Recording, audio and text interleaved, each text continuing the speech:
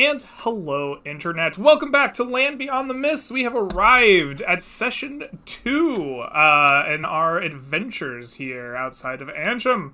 I am very excited to jump in and start playing, and we're going to wrap our introductions to some new characters, even though they are familiar faces, as we kind of start the round of play. If you saw Session 1, as you introduce your characters, you've just come off the boat here in the ancient city of Antrim a few months back, or however long it has been, and you've been hanging out in town. We're going to talk about what you've been doing, who you are, and what's going on before jumping into play. I'm going to go in camera order, so my first victim, guest on the show, is none other than John Dungeon Master. How are you? Give yourself a little introduction and tell us who you're playing.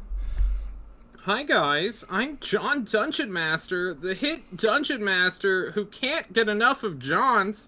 I don't know where that joke was going, but I'm going to be playing as Brickstone today. A Earth Genasi, which we rolled down the line, rolled literally all of his attribute stats and background features, including race and all sorts of good stuff. And I'm here to have good times. Do you want me to describe my character as well? Tell us, introduce us to who you're playing. Who is Brickstone? You can take a short description and move on, or you can wax poetically, as Shadow was inquiring about previously. Well, I'm not going to do that, but Brickstone is a rectangle of a man. He is quite tall, he's awkward, looms over people, but makes sure that he's never in someone's light. He's very cognizant of, like, not shadowing over people. He, like any good rock person, or any good CPU, really, he's quite intelligent. I mean, what is a CPU, if not a rock we've tricked into thinking? All right. He's pretty dexterous. He just doesn't really know how to use that dexterity to any good sorts. And he is a knight. He is a knight looking for a king, which he believes he has found in the form of Small the Wise, or Small Man the Wise. Okay, well, we'll get to Small Man in a second. But other than finding a new liege lord, which may or may not be some brand of heresy, but we're out in the mists, who knows what's going on.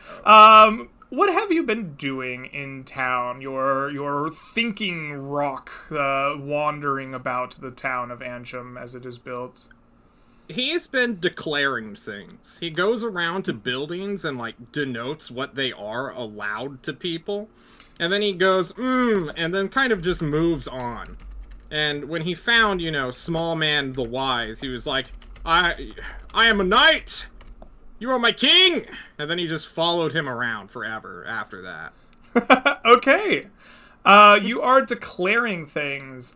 From a mechanical perspective, we have various downtime activities. During your declarations, did you find yourself wandering into the market and declaring away your money for goods or services? Perhaps declaring the best time ever be had at the various local bathhouses and bars and erstwhile establishments? Or perhaps your declarations made you money in some way? Did you declare the news as a town crier?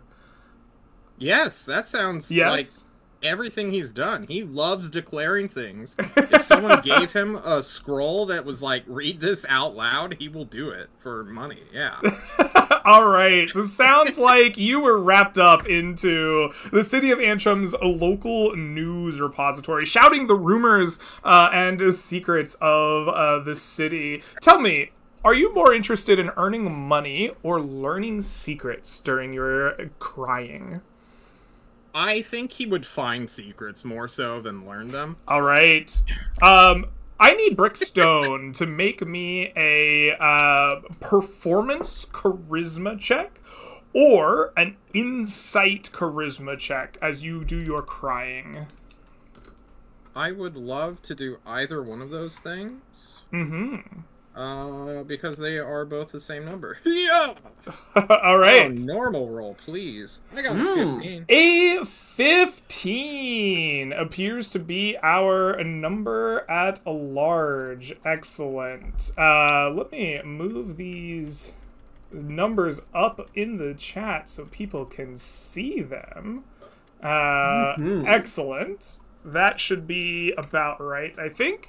For a 15, you will indeed learn a secret during your many days spent crying out the local news. You know, the forest is full of wolves. Be careful, they bite you and you see things. The wood is coming in from a local lumber mill. Jobs are being posted for woodcutters. The local lockdown for the parks in Antrim have mysteriously been felled by a woodcutter's axe in the night. But amongst these times, you incept a small group of rabble-rousers that are listening to your crier, and during your declarations, you spend enough time to listen. It seems these cloaked and hooded hoodlums have found an entrance beneath the city of Antrim that has not been lodged before. It seems there is a sewer system, indoor plumbing. It was big back in the day, apparently. And you now know where it is and how to access it. Who knows what strange, untold secrets there may be beneath the city of Antrim. Ooh. All right. Thank you very much. Yeah, thank you. So, you have found some sewers, you've decried your news, and you prepare yourself for the coming adventure. But before you can set out, we must hear what the rest of the party is doing. Corin, you are next on my list. Welcome to the show, glad to have you back. Go ahead and give yourself and your character a brief introduction, and we'll see what you've been up to. Hi, I'm Coron. I've been around if you've been around, so I'll probably keep my introduction pretty short. I love playing D&D here and on John's and everywhere that people will take me pretty much. So, yep. I will be playing Rhymestone Evercrack, who is a gaunt dwarf who was who would tell you he was exiled or shunned from dwarven society because of his visions of the destruction of the world. Oh, a doomsayer we have. Okay. Well, you may have been exiled from your dwarven home, but you found new purpose, perhaps, being sent over the great oceans beyond the mysterious mountains in the north. And here you are in the city of Antrim, despite, you know, I'm certain proselytizing about the coming doom. What have you been doing in town? So, Rhymestone's vision of the end of the world was the world ending in fire. And so he's just saw some people drinking this, you know, hot beverage with herbs in it. And he's like, no, that's wrong. So he's gone up. One day he went up and froze someone's tea, and they drank it and was like, wait, this is actually good. And so now he's freezing people's tea for them so that they can get iced tea. All right, you have become an iced tea vendor across the city of Antrim. A new and, I'm sure, sweeping phenomenon in this otherwise pretty technologically unadvanced city, still building from the foundations of its ancient past. I assume you mean this to be working. Go ahead, as you have spent plenty of time perfecting just the perfect amount of frozen tea for the people. And roll me d10 gold for each character level, starting out level 1. All right, you have gained 7 gold. It seems business is booming. The iced tea in Antrim is delish, and nothing quite quenches a long day of unpaid labor in a faraway land, like a beautiful glass of chilled tea at the hands of doomsaying dwarf. You know, the end of the world comes as a nice sweetener, I would suppose. Excellent. You collect your hard-earned gold coins and prepare yourself for a coming adventure. But before we head off, we must meet our other 2 members. Mr. Underground, you are next on my list. Give yourself a little introduction and tell us who you're playing. Visions of Fire, a wonderful transition. For our camera slowly transitions to that of a growing red flame. Ooh. A fire that crackles in the hearth of the Cloak and Stagger Tavern here in Antrim. In front of it, pen is brought to parchment, signed and written. Its hopeful recipient is marked with only an initial, an H. The letter is sealed, and it's tossed into the fireplace. It burns bright, and then black. Its intended reader shall never receive it. The hands that penned it are slightly worn and rough. These are the hands of those who had a hard life. The vision pulls back of the camera, revealing a halfling with long, bushy black hair pressed downwards by a flattened bowler cap. This halfling stands a bit over half the foot that would make him 3 foot tall. He's adorned in clothes far too patchwork for this type of profession. That's of an adventurer of sorts. He carries no visible weapon, but does a hefty backpack. He's on the move. Outside of that, one thing is for certain. He looks down on his luck. But a certain motivation is visible in his eyes. Motivation that brings him here, in hopes of what? We do not yet know. Okay. I am playing Gerben, the halfling rogue. Well, Gerben, the down on your luck halfling. That was a beautiful introduction. I need to work on my flavor text. But we welcome you. Despite throwing mysterious letters into the fire and giving me all kinds of potential enemies, I mean, fun things to work with in the future. What have you been doing as your down on your luck halfling has been in town for some time here, fresh off the boat? You've ostensibly done something in the city. Information gathering is a wonderful tactic to getting the lay of the land, and getting in a position of government in any form or any extension can pay well.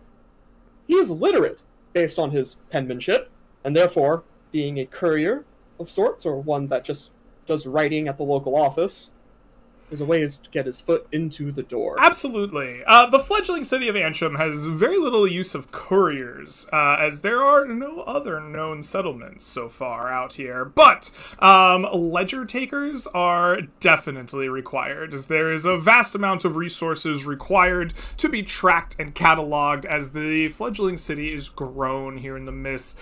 Lord Commander Victoria Hightower is all too happy to press gang you into the cramped libraries for long hours under smoky, candlelit, dim places as you write crate after crate after crate of wood and rocks and whatever else comes through the doors. Go ahead and roll me 1d10 per character level for the amount of gold you earn doing this thankless task. Gladly. The times are tough. Oh, times are tough indeed. You get 1 gold for your thankless task. Perhaps you were distracted by other endeavors, or perhaps you just didn't take this very seriously, but you do manage to take in your 1 gold coin before preparing yourself for an adventure away from the cramped library beneath the town hall of the new city. But that brings us to our final, but definitely not least member of the party. Shadow, welcome back. Always good to have you. Why don't you give yourself and your character a brief introduction, and we'll find out what you've been up to. Thank you, Greg. I'm Shadow, or Scarlet Shadow on Twitch. I stream Dragon Warrior Randomizer and Dragon Warrior Speedruns, as well as various tabletop endeavors. And today, I ask you, first and foremost, have you prepared that laugh track yet?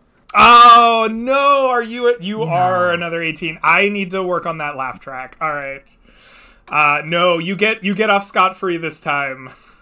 For all those who don't know and who haven't read Greg's rules extensively, as you all should have, if Greg specifically says if you show up at his table with 3 18s, he reserves the right to laugh at you regardless of how you rolled your stats. Mm-hmm. And I streamed my character creation. He did. All 3 of these gentlemen who are playing with me today were there. And I even posted the clip in the Discord of me rolling 3 18s, including 2 18s that would have been an 18 in 2nd edition. And so therefore, Greg, I bring to you today Smallman the Wise, a halfling, a barbarian standing slightly taller than Gerben, around 3'8", with golden brown hair and a large handlebar mustache, and telling a story in the tavern of his woes. He was a farmer and a cook, but his poor hamlet was invaded by a warlock, and the warlock's dastardly minions. They enslaved the people, stole all of the weapons in the entire area, and made all of the halflings in that area work for them. And he endured this for a while until an imp came into his kitchen and killed his mentor, Chef Boyardee. And when that happened, he snapped. He grabbed his frying pan, the cleaver, off the table and started hacking his way through minions, through imps, through small demons, finally finding the warlock in the center of town with his strange, mysterious book of magical spells, grabbing the book out of his hands and beating him to death with it. But as he struck the final blow with the book dissolved in a flare of magic, and Smallman was forever changed. Ooh. He was tattooed magically in 3 separate places, 1 on his hands, and 2 other places that we're not going to mention right now. Just a little bit embarrassing. Places that to be magic determined later. Left him scarred and cursed, Greg. The curse of the 18s.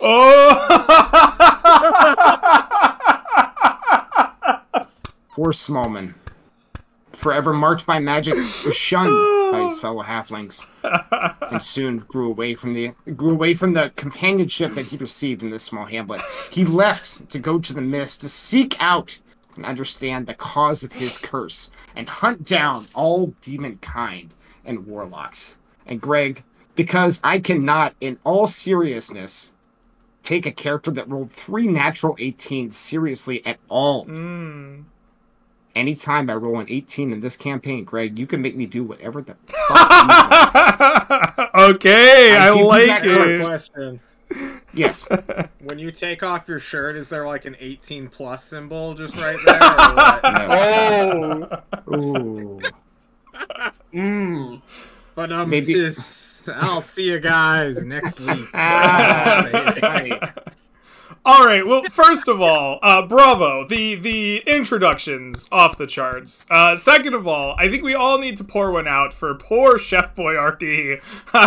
We all will miss him and his glorious SpaghettiOs.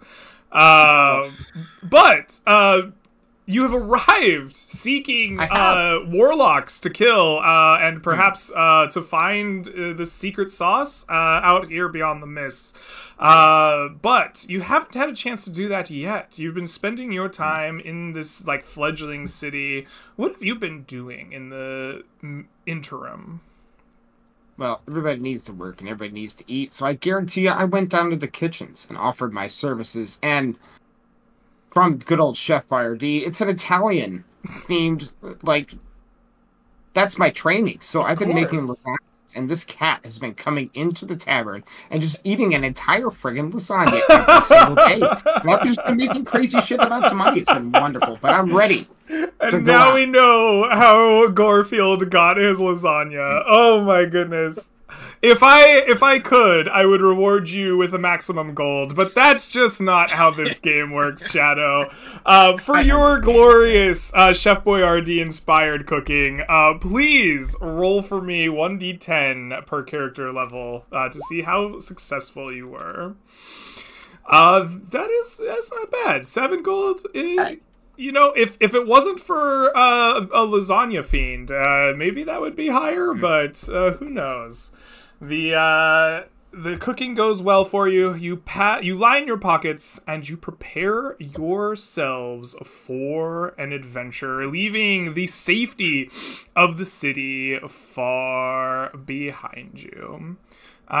So the four of you will gather at the western or northern gates of Antrim, your choice, where Lord Commander Victoria Hightower will command the rations for your adventure sent to you, as you have all agreed to travel into the Tarnished Hills, where scouts have spotted an abandoned mine of some unknown origin, but apparently is infested with creatures, but in good enough working order that it believes it could be cleared out and repurposed for the city itself. So, as you gather, get yourselves prepared, I need to know two things. One, are any of you encumbered? And two, who's taking the lead on our first day of travel? Question for you, Greg. Yes, sir. When we carry the rations, and I'm sure you're going to explain in detail in a few moments, so I don't jump ahead of us. Sure. How much do they weigh? As far as I am concerned, your rations are a meta currency that we are going to track without weight. Wonderful. Then I'm not encumbered, and I will happily lead us out on the first day. Excellent. If no one else is so inclined. Since you made I follow you. the request, I will explain rations right here and now for those who may have not read the rules or have forgotten them. In Land Beyond the Mists for Season 3, rations are going to represent the totality of food and water that you need to eat and drink in a day. But the magic in this land is strange and is deleterious to both people and things in it. Water spoils and food rots and goes bad, no matter how well preserved it was, within about 3 days. So you can carry no more than 3 total rations on you at a time. But you should be able to scavenge or otherwise make up for that as you explore. John, I cut you off. What were you saying? Nothing. Okay, You're good. good. Small man the wise, you pack up your party. You are able to start in any of the 3 hexes that the city of Antrim occupies here on our map. And you have 6 exploration points to start us out. You may either spend exploration points to traverse hexes, to explore the current hex, to rest, to scavenge for food, all kinds of fun things. And the floor is yours. What do we do as we start the adventure? I think we will start in the northwestern hex of Antrim, where the current party token is sitting. Okay, That's okay. that sounds great. And I think we will move to the north 1 hex. All right, excellent. And then we have an encounter check or something there. Yes, sir. It costs you 1 exploration point to leave the city of Antrim. The small farming town and shanties just outside of the walls are a very little hindrance to you at all. And you begin making your way northward, away from the dark and gloomy forests and into the bright, sunny, dusty, reddish, tarnished hills that kind of roll out in front of you. The mountains rise in the future. As you go, please roll for me a D100 as we will check to see if there is an encounter along the way. That is a 4. That is a 4, regardless of which encounter table I pull up. That is going to be a clear and easy day. Tell me, what does it look like as you make your way out of Antrim quickly, easily, without any worry or trepidation? Well, I'm sure it's a motley scene, as we have 2 halflings, a dwarf, and an earth ganassi. John, how tall are you? I know you're a square. I have this. Wait, hold. Okay. Holding. Oh no, where is it?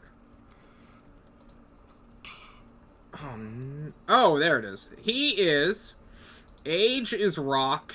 Height is boulder. So I'm the size of a boulder. The size of a boulder. Wonderful. So there's this very large boulder with what looks like 3 little crabs like crawling underneath. As we slowly move our way out. I'm sure Smallman is jovial and talking and trying to motion the boulder behind him as he falls in a king. Like, I'm right behind I have no idea what they're doing. Yeah. Beautiful. All right. Well, I'm pleased to meet all of you. Oh no! You're funny, He's sir. that kind of dwarf. Oh, I Excellent. think we're just moving out through the grassland. Right? So you do. Looking to see what we can see. You walk through the grassland, making your way northward towards the rusty-colored mountains that you see looming up in front of you. After a small man leads you out away from the city, you begin to see the lands change ever so slightly as you have now entered properly the Tarnished Hills.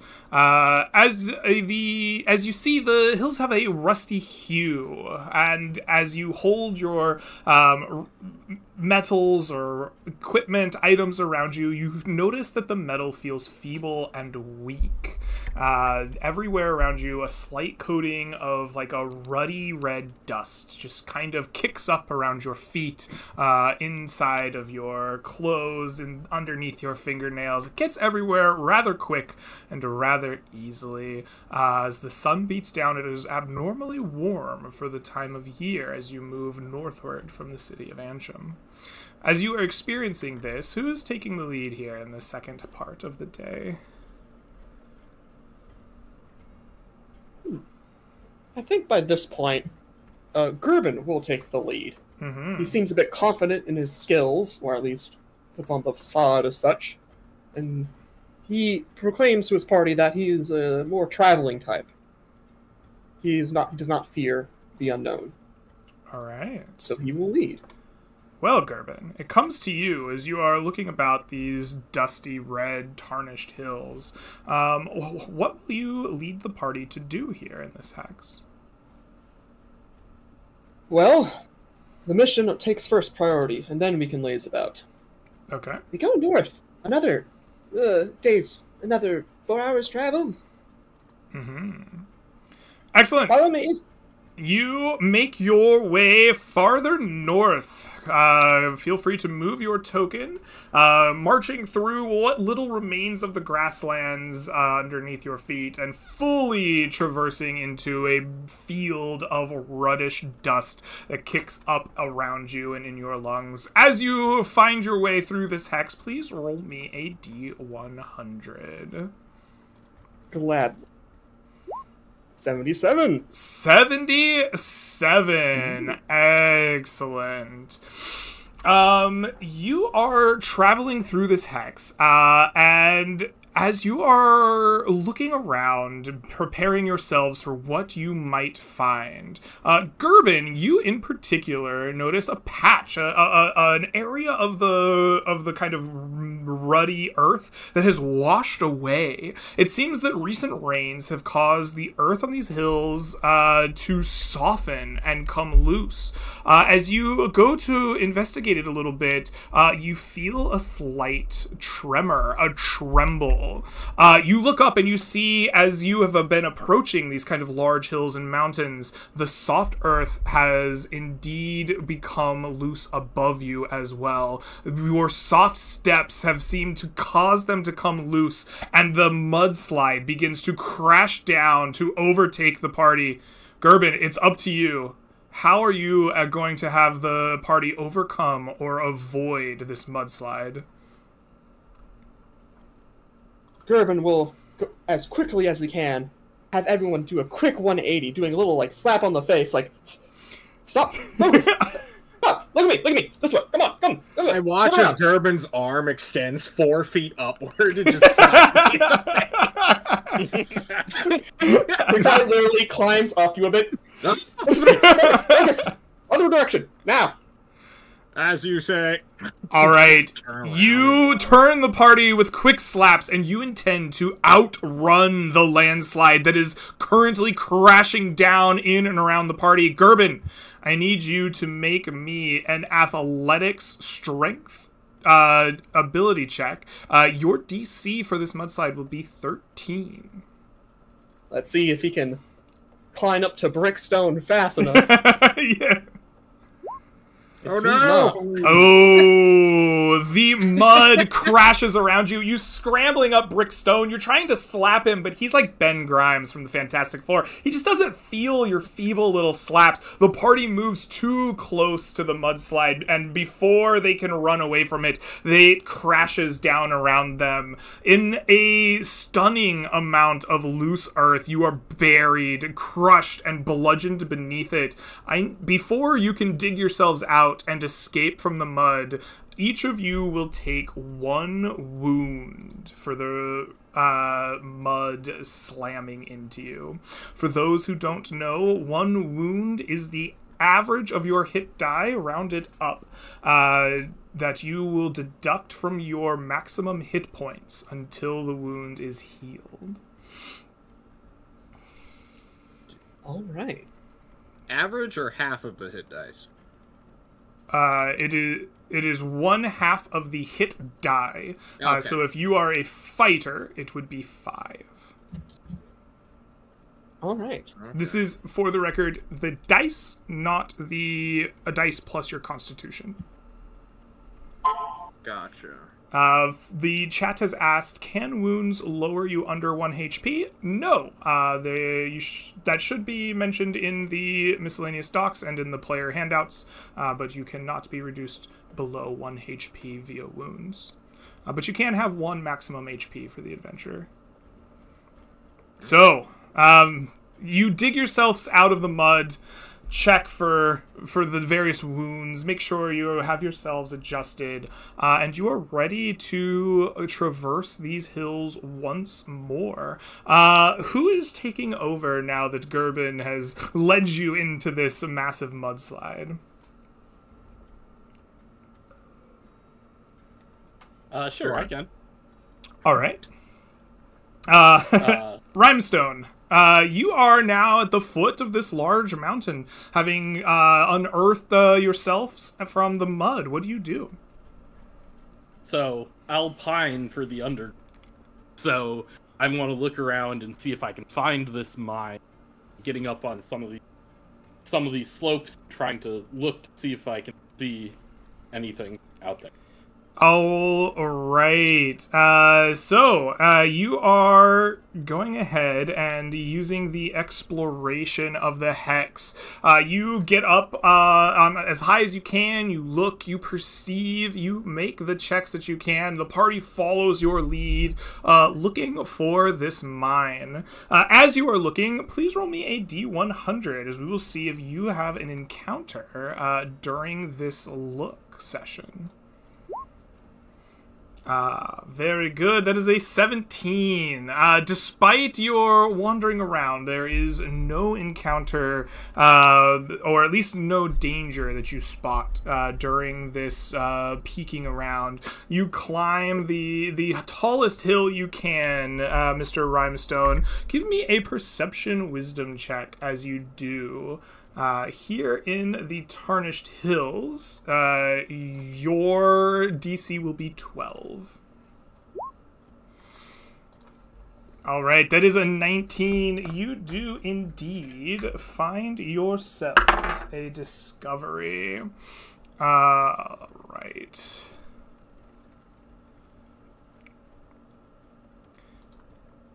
You find yourself looking down, or perhaps up, a small outcropping of rock. It seems that the recent rains that had caused your mudslide have also uncovered something else, where mud has sloughed off these rock formations. The sun seems to show a shimmer, a small, like, glimmer of something sparkling. This, of course, as a dwarf, I'm sure, piques your interest, and you move closer, checking the next rock outcropping and the next, until eventually you make out a cluster of crystals, glimmering yellows and golds. They grow in irregular patterns out of the rocks. You quickly realize that these are coveted shimmer stone outgrowths. These stones are used in alchemy and as focuses of magic, and are very hard to cultivate. Even dwarven masters in the old lands could not grow them as they could other crystals. There is enough here for you to harvest. It'll take some time and energy to scale the rocks and break them off of their growing clusters. You must spend an additional exploration point. You currently sit at 3 for you to harvest them. It will be 60 pounds worth of stone, but should they be returned to Ansham, you would be able to record 1 Shimmerstone resource. What do you think, guys? I've got, I think, 20 pounds I can carry. The short stack halflings is like, I'm all full. It's our strength times 5, is that right? Yep. That is the limit for not being encumbered, correct. I can carry just under 20 pounds myself. What about you, Mr. Brickstone? I can carry 7 plus 4. 11. No. 2 more than that. 13. Yes. So we are very nearly, roughly, 8 pounds off. We have to do a bit more than that. If we want to. What if I eat 8 pounds of the stone and consume it? And we return with 52 pounds. Only if Brickstone has the ability to then regurgitate said Shimmerstone in a usable state. What if I just wish to eat the Shimmerstone? Oh, then you will be 8 pounds short of a official resource that the city can use. But I could eat 60 more pounds of Shimmerstone. We could just bring it along with us. We'll be traveling a bit slower. Is that the worst? I can drop my quarterstaff. That's 4 pounds. I love arguing about how much weight we can all hold as normal humanoids. Hey, Greg, Groans the large boulder man. Yes, I feel Greg. corroded in this territory, as if my metallic body is falling apart. Greg, I think Maybe I can... should not have come to fight these rusty hills. I'm going to take my 50-foot coil of rope and cut off, like, 8 feet of it and attach it to a grappling hook and throw the rest away, and then we can carry this. Okay, excellent. You spend some time removing things from your pack, making space, and then you get to work. Perhaps the grappling hook comes in handy here, as you now are able to scale the cliffside easily. And under Rhymestone's orders? I don't know. Under his leadership, supervision, who knows? You are able to slave away in the hot sun. The softness of your metals and the stonework itself makes it a tricky process, but eventually you harvest all 60 pounds of Shimmerstone. If you carry it all the way back to Ansham, you'll be rewarded with 1 resource of Shimmerstone to use. Greg, I have a mechanical question for you. Yes, sir. We are out on our adventure. Yes, sir. Gathering information, gathering stuff. For recovering this wound we've received, we need to rest in a safe location or just overnight? That is correct. Let me pull up the resting docs here. I believe they are in your player handouts. We can look at wounds. And it will tell you the penalty or maximum hit points remains until you take a full rest. And as we know from our resting, a full rest takes place in a safe and secure location, such as a fort or an outpost that you would have established as a party, an ally's abode, or a site of sanctuary found in the mists. Okay, last mechanical question before I turn the narrative back to you. Is our adventure over when we return to Antrim?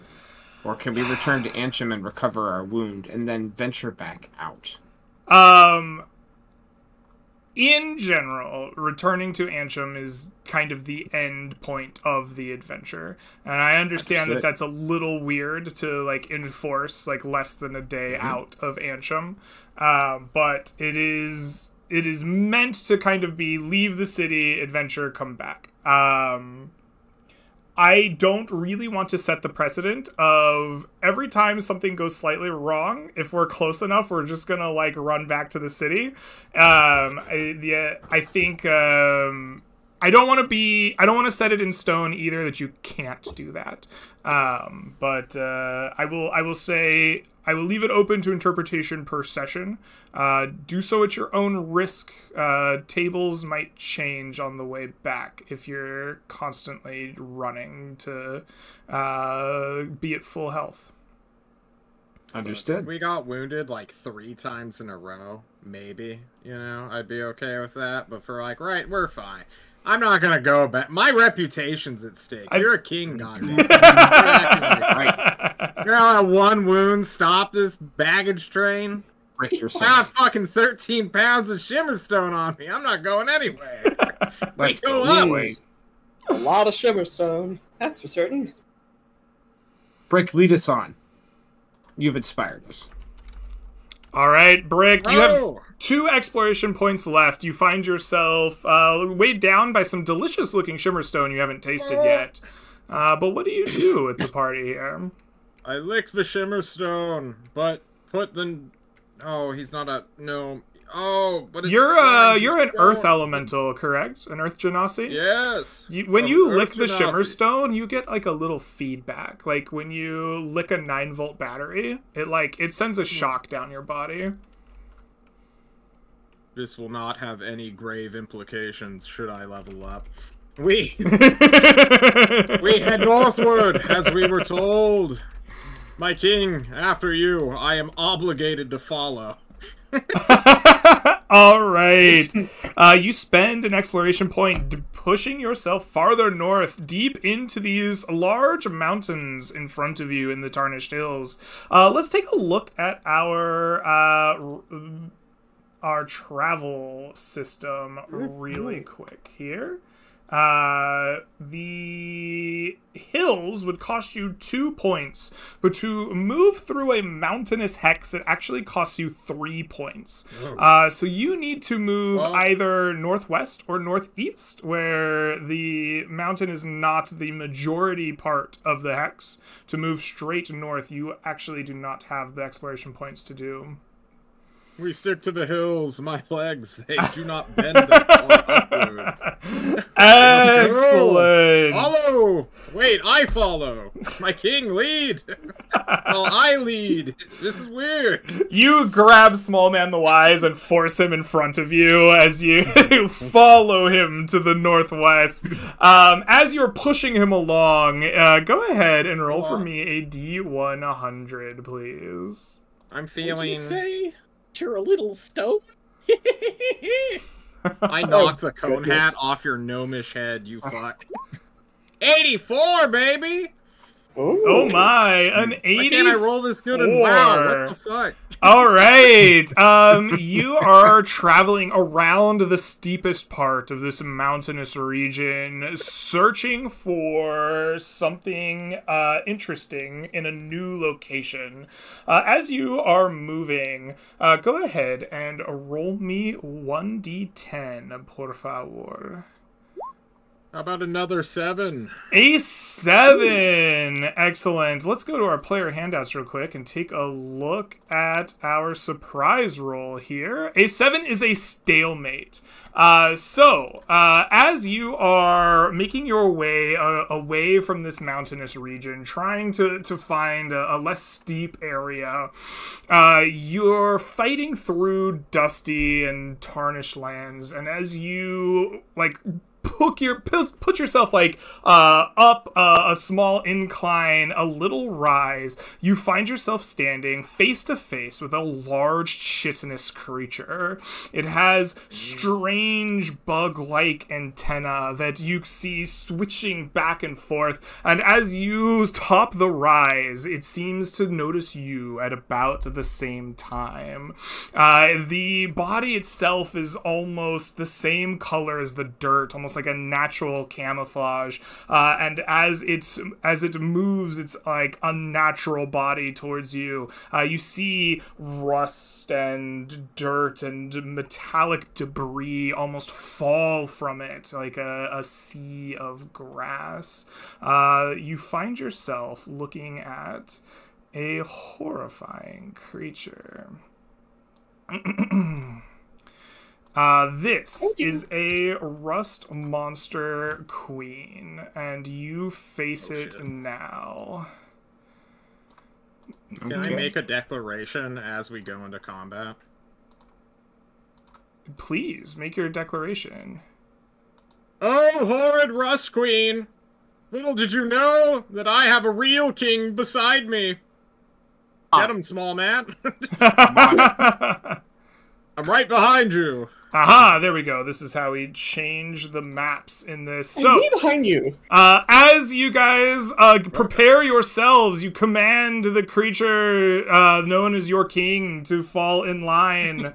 The players find themselves looking at this horrid monstrosity. Please roll for me initiative and place yourselves in whatever marching order you so desire. Well, me and the small man are up front. The small man is up front. Is I this like the it. small man? That is the small man. Alright, I'm beside If you you zoom then. in, he's got the frying pan and the cleaver. Oh my god, he does. Fantastic.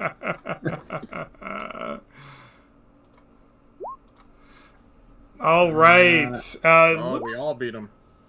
It looks as if the turn order is set here. Let us put it in ascending order. Gerben, you are the first to react as you see this monstrosity raising up its antennae, sniffing at you through the air. What do you do?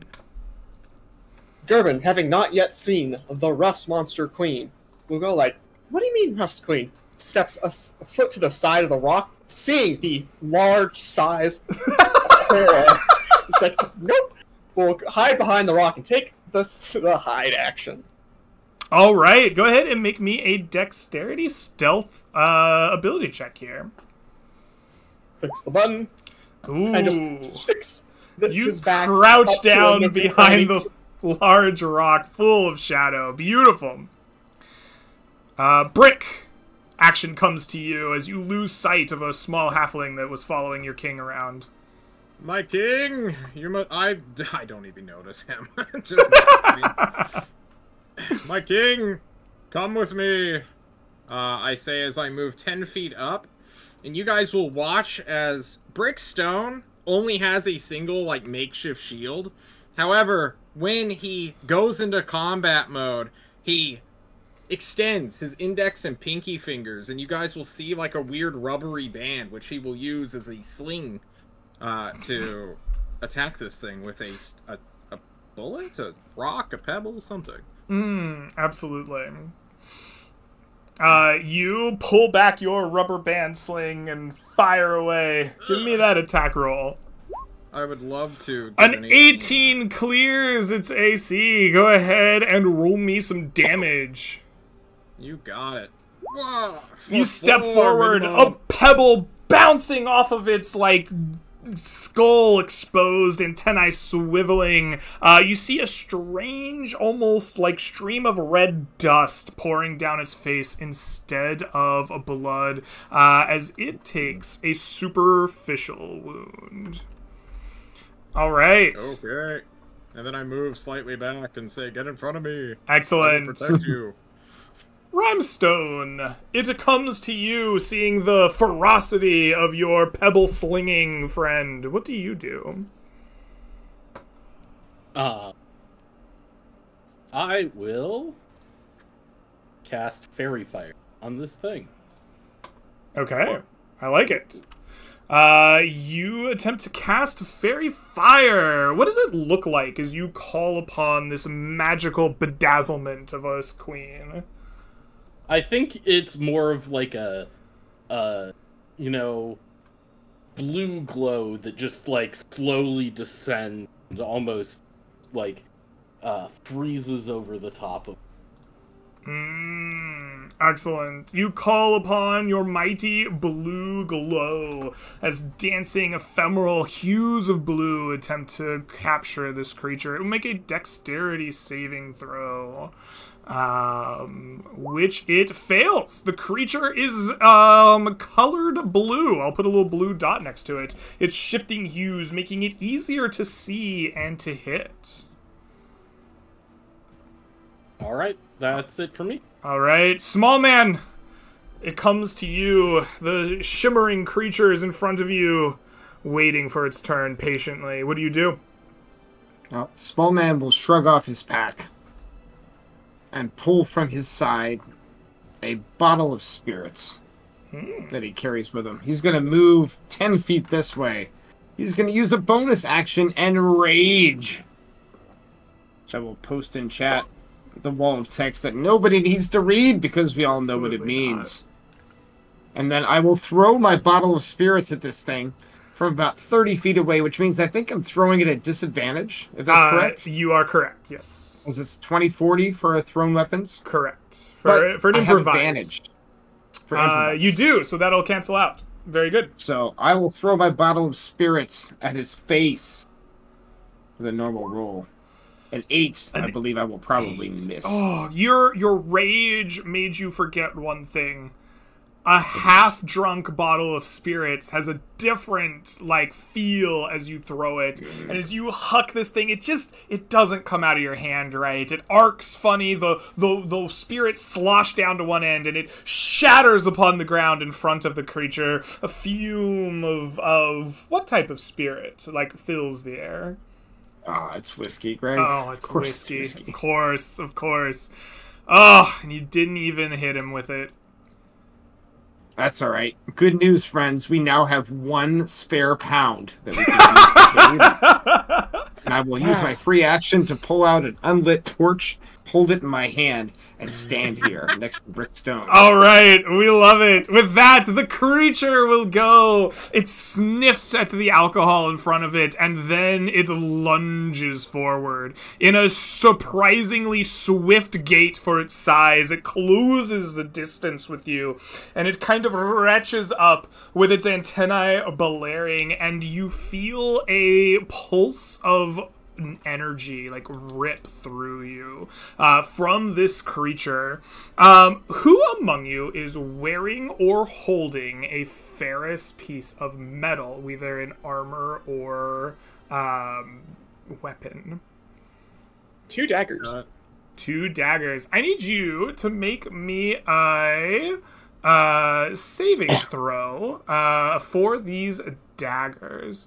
DC 12, Constitution or Dexterity, whichever is higher, whether you're trying to shield them from it or withstand it. I'll do Dexterity, 1 for each. All right, please do. First roll. Second roll. All right, you have felt this before, maybe in a past life, but you quickly you duck these daggers away from the wave of energy. Perhaps you fold them deep next to your body and shield it yourself. The metal rusts a little bit on the edges and flicks away, but does not become subsumed by them. Does anyone have a metallic tool upon their person? I have a shovel. Okay. I shrugged my pack off in the back before I move forward. Is that in range of this thing? If so, I'll have to make maybe 15 saves. Let's make a roll. Only the two of you, see? Nope, your pack is safe. John, on the other hand, that's great. is not. John, I need a DC 12 Dex or Con save for your shovel. I will join John because I have thieves' tools. Let me roll again. Nope, your thieves' tools are safe. John, I need you to roll for your shovel. I already did, bud. Oh, you did. Excellent. Your shovel is also safe. The creature is unable to subsume it to rust and devour it. With that, the creature will end its turn for now. Gerbin, it comes back to you after quickly ducking your knives beneath your chest, shielding them from the magic of this creature. What do you do?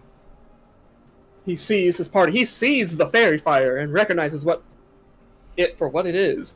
He sees the sling being used, and he pulls out a long piece of twine from his pocket, loads a pebble in. We going sling today! He steps out behind cover and will sling the creature at advantage.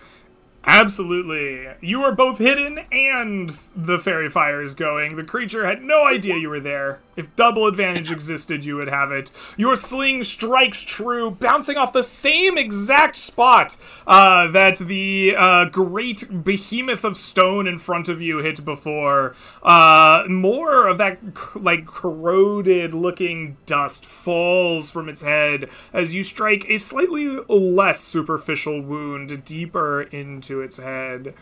Greg does quick maths.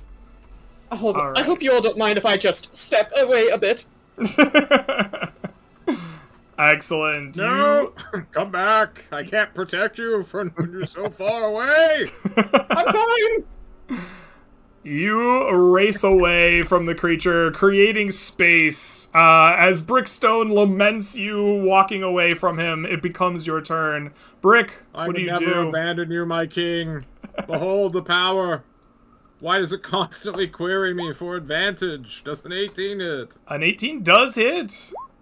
And suffer 4 more damage. 4 the more lucky number. damage. Your slings are pinpoint in their accuracy, striking this thing over and over, whittling it away slowly, but still it chitters and turns its head almost questioningly at you. Yes, fight my king. Rhymestone, you see it, like, preparing something. It's eyeing the two in front of it. You almost get a feeling like it's licking its lips. What do you do? I am going to try to freeze the thing Oh. with a frost. All right. You send Holy out number. a frostbite. What does it look like as you cast this spell at the Rust Monster Queen? I think it's just a few waves of his hand as he conjures up ice from underneath the thing's. What did its legs look like? Its legs are, like, kind of shielded underneath its big, heavy, chitinous carapace, but you get a glimpse of them as it moves. There are lots of them, maybe, like, 50 or so. They're smaller than you think, but each of them are pretty thick, and they move in unison like a little scuttle. So the ice comes up from underneath and tries to freeze them just enough to throw the thing off balance. Excellente. Your ice comes up, attempting to freeze it, but this creature is too strong indeed. The ice only affects a few of its legs, and it quickly scuttles through it, breaking off chunks of it in the ground. All right. Yeah, I will also move back, seeing this thing licking its lips. I do not want to. All right. Hello, friend. Small man, Back here. it comes to you. What will you do? I see this thing licking its lips, and I see it as a personal challenge. Greg, right here, do you see this? Right here. Yes. This rock? Yes. I'm gonna use my free action and pick up this rock, and I'm gonna smash it in the face of this rust monster. Oh, absolutely. You pick up I a... will attack with my big-ass rock. I love it. At advantage, correct? At advantage, absolutely. There you go. A Big-ass rock. 19. Your big-ass rock strikes true. Can I shatter this big-ass rock? As a weapon, You may even if it's an improvised shatter weapon? this big-ass rock. You Wonderful. put all of your energy and force behind this, just bringing the rock down on the, like, head of this creature. It explodes like shrapnel underneath the force of your blow. And you deal, it looks like, 8 points of damage plus rage, correct? So 10. Yes, the blow is so mighty. It's like a thunderclap through this little canyon. All of your companions hear it ringing in their ears. The creature rolls back, like briefly stunned for but a mere moment, as it seems much worse for the wearer, almost teetering on death's door. Wonderful. And then I will use my bonus action to take the torch I pulled out last time and smash it over its face. All right, please do.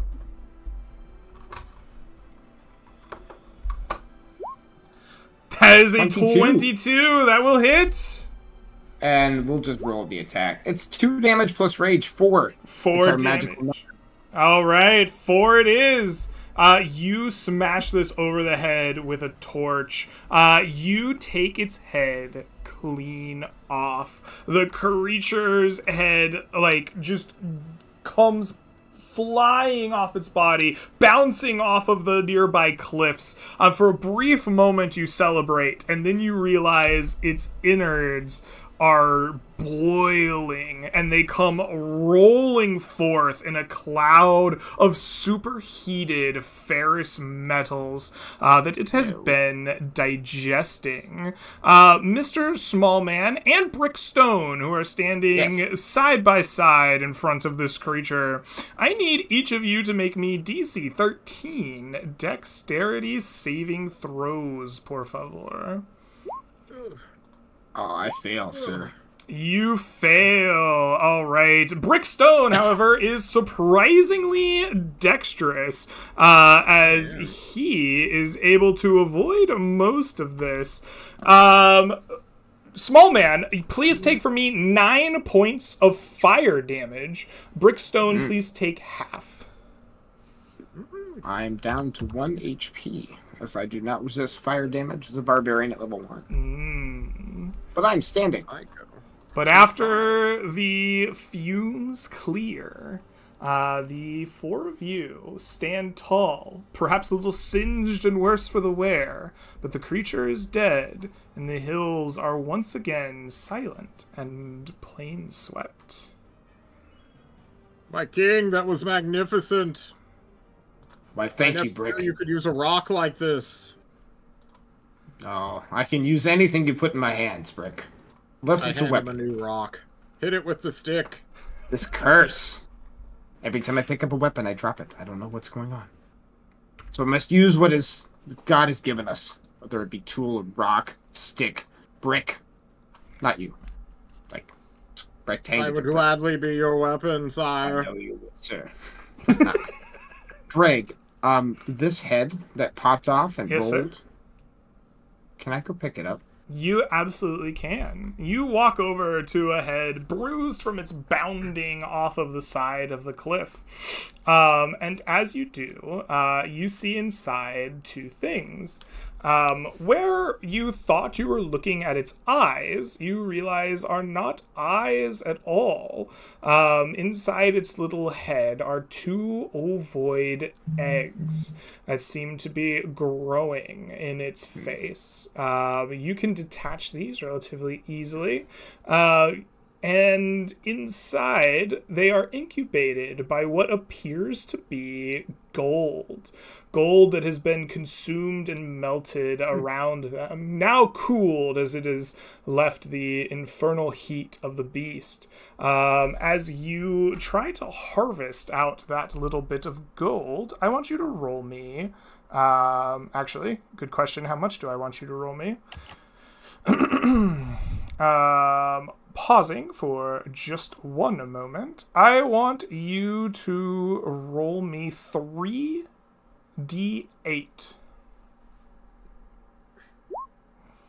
The gold that you harvest from around these 2 eggs is worth 13 gold pieces in total when returned to town. After I'm done harvesting these eggs and the gold, what does the remainder of the face look like? How big is it? The face in total, with eggs included, was about the size of, perhaps like a bowling ball, right? That's beautiful. Yeah, it's now a little hollow inside. Would perhaps not make the best improvised weapon without everything attached inside. I wouldn't destroy this. I want to wear this like a mask, right? Yes, all right. We're going into a cave of rust monsters. We're trying to clear out the mine. What better way to do it than to act as the royalty that I truly am? I will become. Love it. True, you are king. As all kings wear the masks of their queens, this makes perfect sense to me. Yes, right. I will procure that. All right. Anybody else who has anything they want to do, please, by all means. Yes. Is there anything that you wish to do before returning to our exploration? I wish to retcon. I have a dagger, or had a dagger on me. Can I just make a con save real quick? I would love for you to make a con save for that dagger. Yep. Don't want to slow the combat. It's safe. Yeah. It's really a bummer. We'll have to see what happens if something gets eaten by the creature. Another time. Okay. Thank you all for helping me kill this harbinger of the end. Yes. You are welcome, little man who shares my last name. Are we related? Are we? We might. Like third cousin? That was a maybe? weird one, after all. All right. As this unanswered question of paternity hangs in the air, you gather yourselves together and find you near the end of the day. You have 1 exploration point remaining as you sit at the foot of this large mountain in these tarnished hills. I believe we are back to the top of the round of explorers here. So, Small Man, it comes to you. There's 1 exploration point remaining in your day. What do you do? Well, didn't you say that it cost us 2 to move here? It does indeed, through the hills, and 3 over the mountain. I thought that was the end of our exploration points, but Yeah, either way... That is the end of it. Never mind. I lied. You have none left. Small Man. That's fine. You had it anyways. You had a dumb DM and asked you a dumb question. You actually have no exploration points left. You must camp for the night as the swept plains around you darken. Your weary feet are in need of a rest. As you set up camp for the night, tell me, what are each of you doing? What's the resting like after this arduous day of travel through this unknown land? I think we're really pretty roughed up by the mudslide, and like those wounds will run risk of infection, but we won't have to worry about that until we get back to town. It takes some time for the infection to kick in. Oh, don't worry, I can freeze those wounds over for you until we get there. Oh dear. I'll be in my tent. Cryomancer, I must interrogate you. And I will interrogate Grimestone. Okay.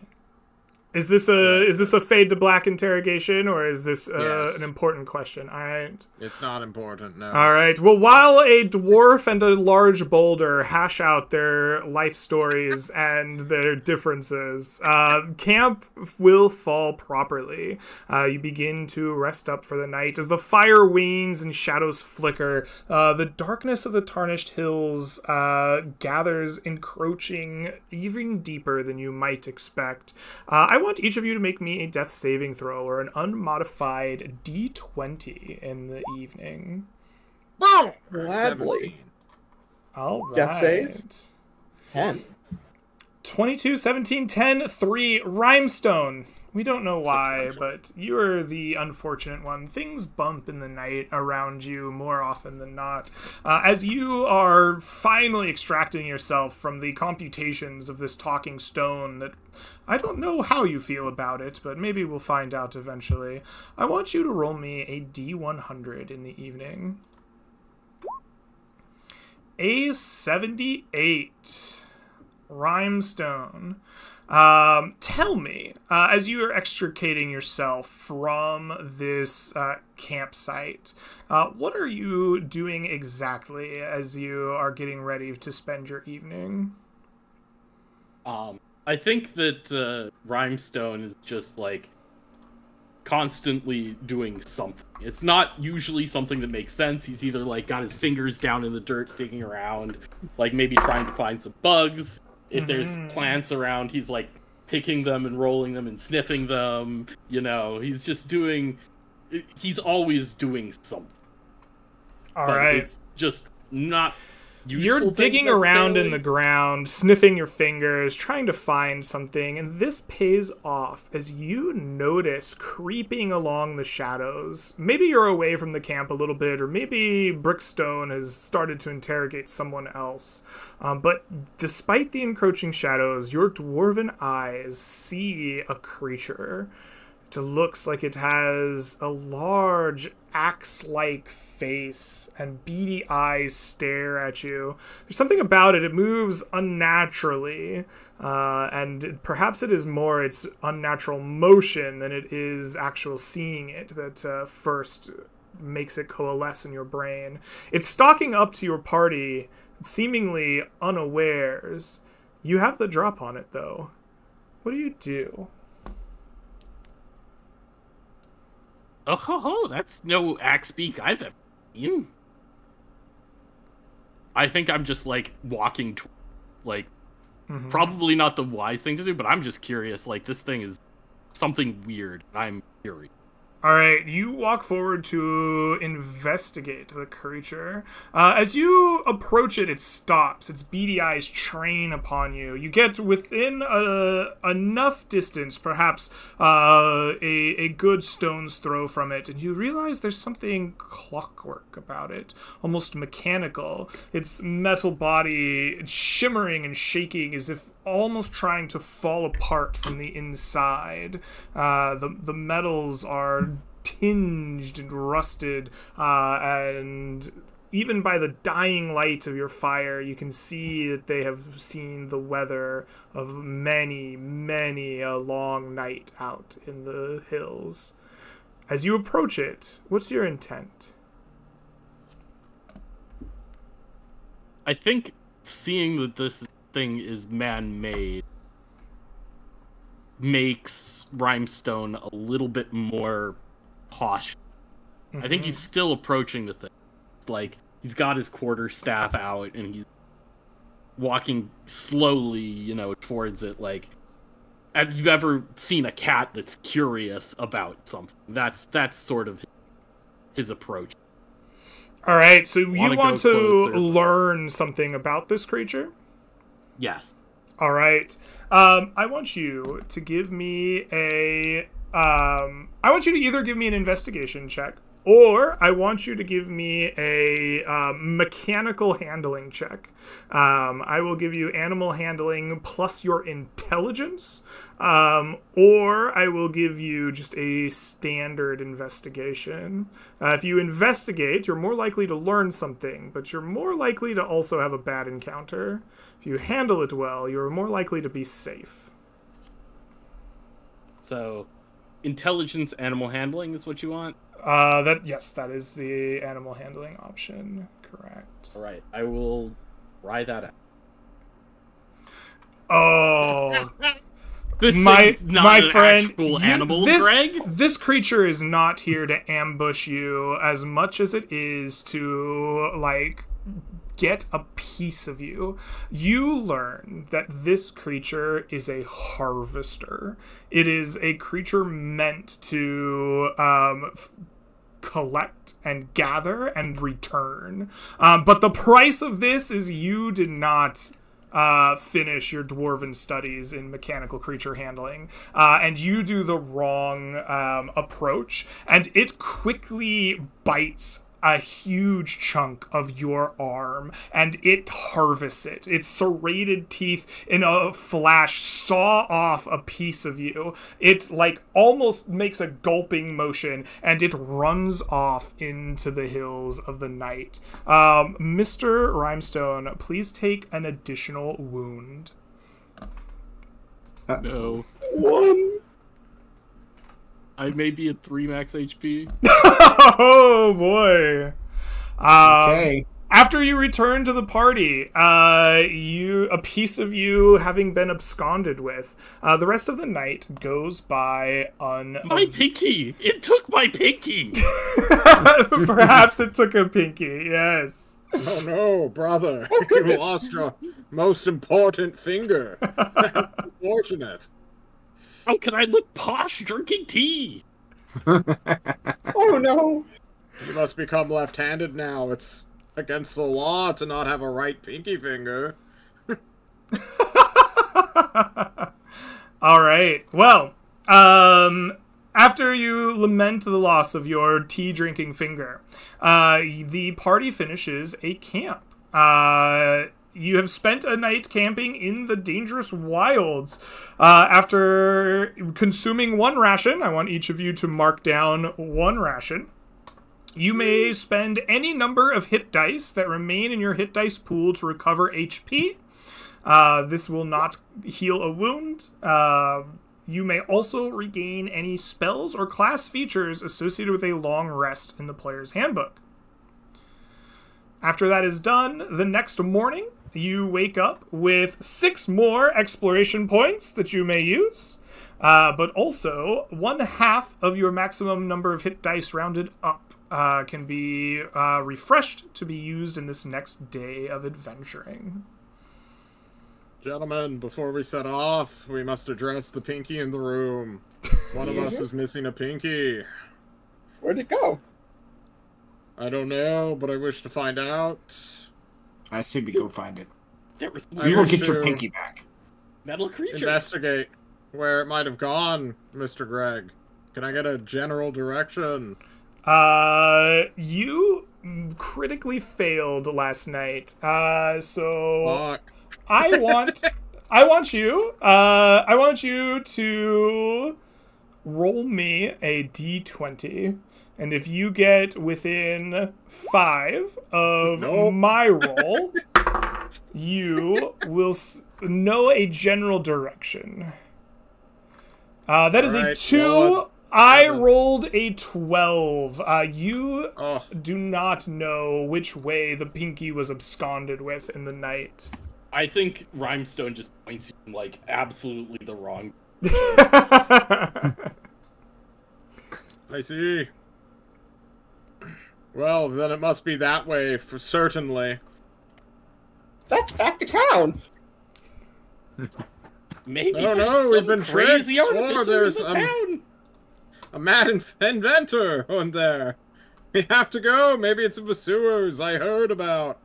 I thought artificers were outlawed! They are. It must be a rogue artificer. He managed to dodge the hangman's noose. We have to get him. We will hunt him down. If we find them. We tend to our wounds before hunting him. Or rather, how can we tend to our wounds? I asked people who know your rule set more than me. You need a full rest in a safe and secure location. So a fort or outpost that you buy and set up during downtime, a ally's abode, or a sanctuary in the mists that you may or may not have found. We don't have that out here. What about that thing? What is this marker? What are you pinging on the map? I'm sorry, I was not looking. The lumber. Oh, yes, so that is the map marker for the abandoned lumber mill that was found in last session. This is technically a secured outpost. It has people that live and work there to keep the area largely safe-ish, at least within the confines of the lumber mill. Its security can be increased by buying it things like palisades or a watchtower. But yes, technically, you could try to rest at a lumber mill. I see. Okay. Do we wish to scavenge and short rest our way there? I think we should explore where we are. And then after agree. we explore the area, if we cannot find this Pinky Stealer, then we will travel there, rest, and then return to the hills on the morrow until we find this mine. Yes. Worry, you only need about 6, maybe 7 of the fingers. I don't think I want to lose any more fingers. You've Judging on lost how well it's been already? going so far, sir, you probably need all the fingers you can hang on to. Wait, I I've must lost 0. inquire, how many fingers have you lost already? I've lost none. I don't want to lose a single one. Alright, you said already, so I assumed you meant lost more than none. Us as a party. I will go first this day. All I right. declare we are exploring. You I are believe. exploring. We will mark down 1 exploration point. As you explore, roll me a D100 and tell me how it is you explore this hex. I rolled a 100 because I sensed it coming miles away. At the start of this session, I knew it was coming. I didn't want to jinx it, so I didn't say anything. I'm worried about that sigh.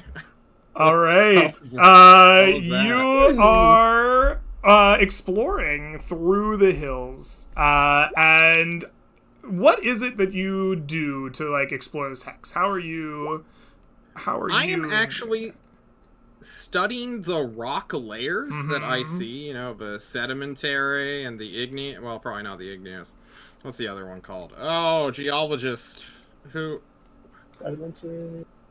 There's 3 types of rock. Congrementary or something. I I'm would. not sure. But anyway, we're on Woe the be to base. me to tell the rock man what kinds of rock there are.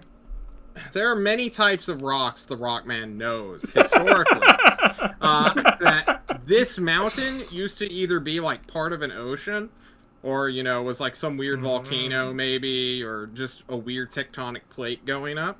He's essentially trying to like track the layering and sort of read into it, in tuned with the rock of the world itself as a weird half elemental. Right.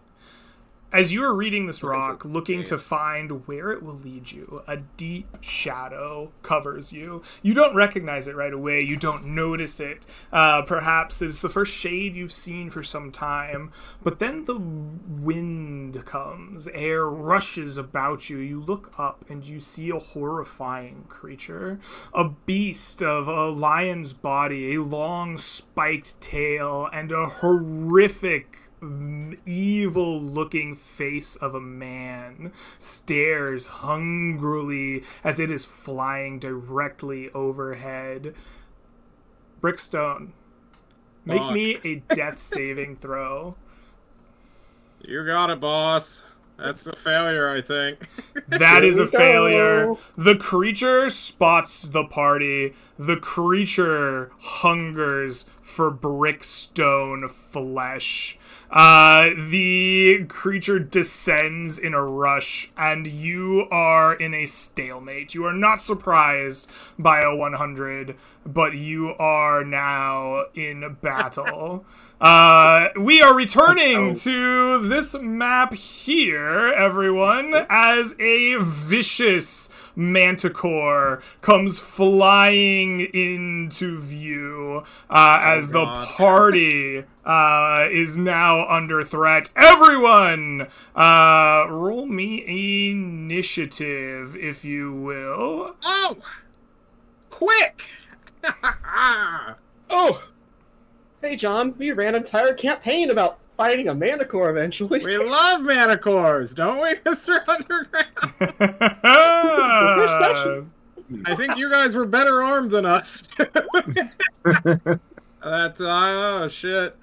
Ooh. Oh my god, Hey. it's quick, too.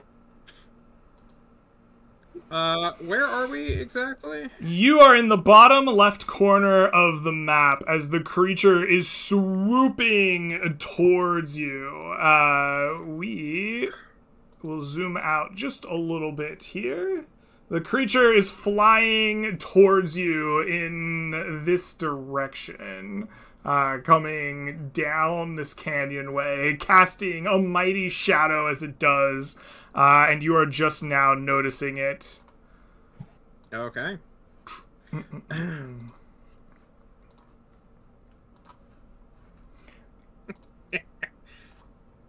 Alrighty. Has everyone rolled initiative? I'm not seeing any initiatives pop up. It makes I don't sense. see the turn order. The stream has them, so I'm going to assume if I click the turn order, then they will pop up. Yes. There we go. They are populated There they here, are. but they are not in my chat log, which is weird, but whatever.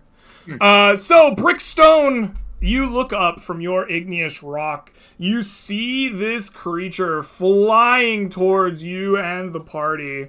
What do you do? I declare openly, my king shall defeat you, ignoble beast. And then I'm gonna do what's known as Hail Mary, a sling, which has a range of 30, 120. So this is at This is disadvantage. at disadvantage, absolutely. A Probably 10. missing. No, your pebble flies wide as the creature banks down towards you. A hungry, rumbling roar echoes through the However, canyon. Despite that, I grab a piece of rock off the ground. I'm like, my king, you may be able to break a rock, but let's see if it can. And I merge it with my body, doing what is known as merge with stone. Oh, allowing damn! me to use a bonus action to cast Blade Ward. Isn't that sick? That is very It's kind of sick. quick, actually. Oh, my king, this hurt a lot more than I thought. I can only do this one more time. And that is the end of my turn. Yes, that's All right, you meld yourself with the very stone, strengthening your defenses as the creature rumbles and flies towards you. It has a 50-foot flying speed, going 5, 10, 15, 20, 25, 30, 35, 40, 45, 50 feet. It banks up near you and looks at the range of its tail spikes. God, I hope it's long, or I just wasted a bonus Oh, action. yeah. The tail spikes come flying towards you. You attacked it, Mr. Brickstone. You have provoked it. It fires them at you. It makes its first tail spike attack at a 13. That is a miss. I parry out of the air. Doop. Ooh. You show off, you think that you're safe, and then it banks around in the air and throws another tail spike at you. Oh, shit. This one with a 10! It also gets plucked out of the air. You're feeling confident. Maybe you're taunting it, and a third spike comes flying towards you. What the fuck? With a natural 1! It cannot hit you! You are unharmed! I was expecting this Blade Ward to do something, but I guess not. You suck, bitch. Gerbin, it comes to you. What will you do? Oh, sweet Jeebus! Pulls out the sling, joins in on the firing line. At disadvantage. Excellent. You swing 22. your mighty sling. A 22 strikes it true. 5. For 5 points of damage. Let me just show you what happens to his bar there. Yes, please. All right. All right, we can work with that. All right, don't judge me as I take full cover behind this rock. You sprint behind the rock next to you as fast as your halfling legs will carry you. Excellent. With that, we come to our next adventurer, Rhymestone. This hungry, evil creature stares down the party. What do you do? He's flying, right? He's not on the... He is flying, correct. Yeah, I think I just do what I did last time. Ghostly blue light descends over the top of the thing. Based. All right, absolutely. This creature attempts to bank around and avoid your ghostly blue lights. Its dexterity is not enough, however, as once more the mighty azure covers the spiked creature. And then just scream, "Oh, coming! It's coming!" Get in the As I run cover! backwards. Excellent. With that, small man, it comes to you. What will you do? I will scream in anger at this man who is throwing spikes at my friend, the one who would follow me, and I will yell, "Brick, follow me into battle." How high is this thing flying, Greg? It is in the process of swooping down to you. It banked in the air briefly to throw, like, spikes, but I would imagine it's, like, 10, 20 feet above the ground. Nothing, like, spectacular. That's fine, because I have small legs, and I'm 5 feet short of getting within short range to throw shit at it anyway, so... Or at long range, we'll move 10, 20, 25 to this spot, charging. I will bonus action Rage. And then I will throw another bottle of spirits at this thing, trying to smash it into its face. Absolutely. And I will throw at a normal roll, because I have advantage and disadvantage from long range. So Correct. bottle of spirits flying, normally, for You a 15. hurl your bottle of spirits at the creature, which is just enough. You smash it. Yeah. The bottle of whiskey, like, just crashes into the creature. As it's, like, flying, it has to, like, bank once more, stopping its momentum as it shakes off the smell of strong spirits. Roll me Now, some let me ask you. I'm throwing this weapon. I don't feel like I can intentionally break it. I think it breaks by flavor. I just gotta roll damage on this. Yeah. So, for ranged weapons, something that fires a weapon you could break, right? Like a bow. But the ammunition itself is separate. You have to, like, be in Me, control that feels of it. right, Greg. Yeah. That feels right. I will deal Yeah. 8 points of damage to it, and then with my free action, I will pull out my grappling hook and little mini rope and hold it in my hand. And then I will leave. Oh, shit.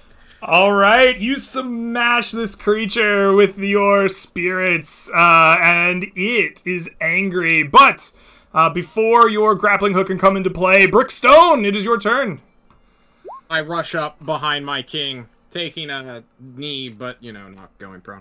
As I hurl a sling at advantage, because he's fairy fired. Absolutely. Oh, for an 18. For an 18, absolutely. Ah, 5 points of damage. You smash it with your sling, the pebble drawing a small amount of blood as it unleashes not a grumble or a rumble, but a true ferocious roar at you. And then I'm gonna do the Blade Ward. And then you merge with stone once more. As We you have this, Your Highness. As you pick up the stone and your body hardens to like compensate for your magical abilities, the creature ducks its wings and dives down. So 5, 10, 15, 20, 25. It dives exactly here, landing on the ground with a mighty thud, and it will start to attack. It will attack... Or is it like more? Attack me! It attacks Small Man, the Wise, king of the boulder, and it lashes out, first with its mighty, serrated teeth. Its jaws attempt to practically swallow you whole. It does so with a 17. I hold my arm out and stop him, as the curse of the 18s has blessed me with 19 AC. Oh my all right. It is unable. The 18s on your hands like grab each of its jaws, and you do that Nemean lion like battle with it, a la Hercules. Excellent. As you are battling with it, though, it's not done. It attempts to swipe at you with its claws. The first is an 18, which we know falls just short. And the final attack is a 10. You battle it to a standstill, ducking under its claws as you force its mouth away from you, and it reconsiders life choices. Gerbin! It comes to you. Gerbin. You see this wrestling happening. What do you do? Gerbin will move up and see his fellow halfling hold off against this gigantic beast. By the gods, he's doing it! I pull out my sling and load another pebble. Excellent. At advantage, because I'm within burnt range. Critical hit! Oh, Look, it's on damn. our side! Oh my That is God. with sneak attack. All right. You 15 damage. You know just the weak points of a manticore, and your slingshot goes right for the eyes. As it's getting pushed away, you time it up just perfectly. Your pebble sinks in. It almost blinds the creature. One of its eyes just disappears in a puff of blood and pus, as it takes 15 points of 8 damage. plus 7. Yep. I then take a step back against the wall. I look over to the dwarf. We're doing this! All right. That's like almost 4 4s worth of damage right there. I won. Very good. 18 Rhymestone, plus 1. you hear the cries of your companion as he partially blinds this creature. What do?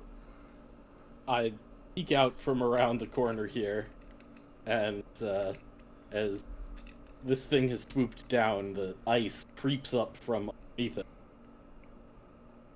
Oh, all right. You attempt to frostbite the creature. It will make its Constitution saving throw. Unsuccessfully. It takes 1 point of cold damage and is... And it has disadvantage on its next attack roll. And has disadvantage on its next attack roll. You see the ice, like, curling around its claws. It's, like, lifting one of them off the ground, doing that kind of limping thing like it's been injured. It doesn't like the cold. Small Man, it comes back to you. I will take the grappling hook that I have in my hand, and I will attempt to swing it up in the air and stab it into this creature with my attack. I get advantage because he's still fairy fire, correct? You absolutely still get advantage. He is still fairy Wonderful. fired. That's a critical hit. Oh my goodness! Halflings tonight. Now, I really don't want to break my grappling hook because I want to use it. Are you attacking him to deal damage, or are you attempting to secure it on the creature? I definitely want to secure it on the creature. This guy's not getting away. All right, with a critical hit, you can forego damage, and you will have a secure grappling hook that you may have perfectly attached. He cannot escape from it this combat. Wonderful. I'm going to do so. And then with my free action, I will pull out my frying pan and beat him over the head with it. All right, you hook him, you pull him down, you try to frying pan him. Go ahead and roll to hit. It is an 18 that hits. Greg, I just rolled an 18. What happens? Oh, you did just roll an 18. You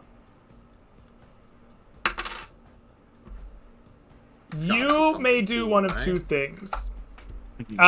You may deal maximum damage with the frying pan. at the cost of this creature getting its like free bite on you. It will bite you in the process, but you do max damage. And the other option is your frying pan doesn't hurt the creature, but you stun it long enough to climb up your grappling hook and mount it on its back. I'm on its back. Let's go. All right. Absolutely. You mount this creature, and you are secure. It cannot shake you off. You are on this grappling hook. You are riding its back on the creature. I will lean into its ear and whisper, "Submit fealty, and we will let you live." Oh, shit! Oh, Brickstone, you see your king mount the Manticore and start whispering in its ear. What do you do? My king's whispers, and who he wants in his high council is his own prerogative. You will watch as in Brickstone's arm, it sort of just pops open as he clenches his fist super hard, and an iron dagger that was buried within pops out, Full Metal Alchemist style, as he stabs at the thing in the neck. All right, please roll the hit. Oh, fairy fire, help me! A 14 just misses. Your dagger slices at its neck, but it like wrenching and twisting, trying to shake off the deliciously sweet Chef Boyardee styled whispers in its ear. My king, I can't protect you while you're on its back. It's too awkward. I'm still 5 feet from you. And that's it. Oh, true. Base, in fact. It is the Manticore's turn. You have given an interesting offer to an intelligent creature. I want you, small man the wise. Are you telling... I want you to decide. Are you telling the truth or are you lying? If you want to tell the truth and offer this thing the chance for fealty, make me a charisma persuasion check. And if you are lying to get the upper hand, make me a deception charisma check. This man will sit at my left hand as Brick sits at my right at my council. Of course, it's a persuasion check. Can I argue advantage for him? Because I've been calling him my king for the past 2 days at the top of my lungs.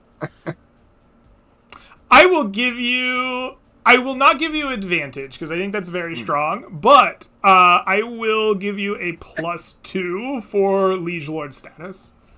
Nice. Oh my. Oh, fuck. That is a 9. That is a 9.